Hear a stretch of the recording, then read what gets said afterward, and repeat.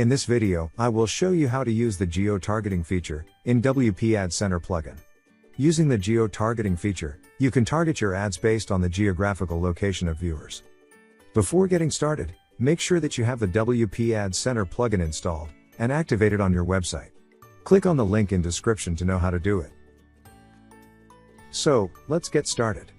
On your WordPress dashboard, go to WPAdCenter, Settings. Switch to the Advanced tab. Here you can see the geotargeting settings. Turn on the toggle button to enable the geotargeting feature. Once you turn the button on, you will be prompted to enter the MaxMind license key. Note that, in order to get geotargeting to work, you would also need to integrate the MaxMind license key. Register using this link, also added in the description. Follow the instructions that you have received over email. You can access your MaxMind account from the link in your email. Navigate to Manage License Keys on the left panel. Click on Generate New License Key button. Select No for this message. Generate the license key and keep it safe.